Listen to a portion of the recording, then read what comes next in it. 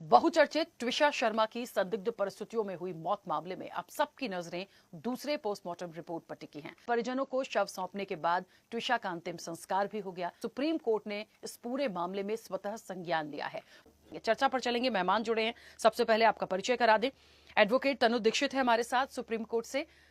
तनु जी, बहुत स्वागत चर्चा में जुड़ने के लिए। तनु जी, चर्चा की शुरुआत पहले आपसे ही करूंगी। पूरे मामले में सुप्रीम कोर्ट ने संज्ञान लिया, ये सबके लिए एक बड़ा सवाल बनकर उभरा कि सुप्रीम कोर्ट का संज्ञान लेना क्या दिखाता है कि मामला अब एक ऑर्डिनरी क्रिमिनल केस में नहीं है, अब उससे आगे बढ़ चुका है।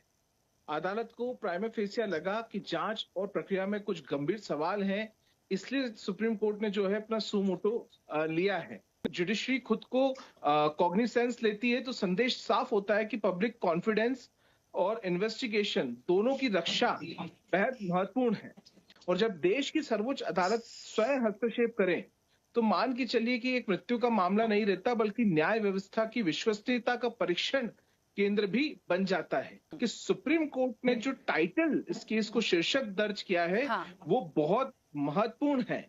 Institutional bias and procedural discrepancies, ये टाइटल दिया है सुप्रीम कोर्ट ने इस केस को रजिस्टर्ड करने के लिए, जो अपने आप में बेहद महत्वपूर्ण भी है। सुमोटो का मतलब ये है स्वतः संज्ञान लेना।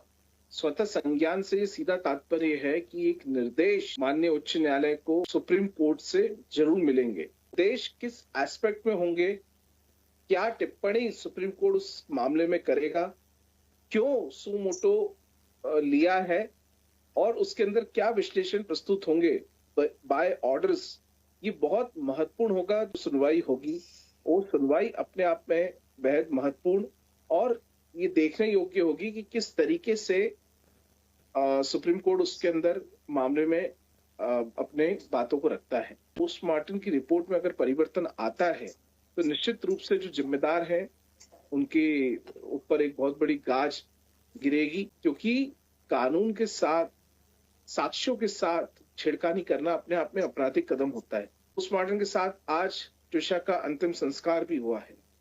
ये बेहद संवेदनशील है। जब तक रिपोर्ट सार्वजनिक नहीं होगी हम उस पर वो भी टिप्पणी नहीं कर सकते क्या स्थिति है। तो कानून, कोर्ट सबूतों के आधार पर, एविडेंसेस के आधार पर अपने जजमेंट्स देता है। सबूत तो लेकिन खो गए ना।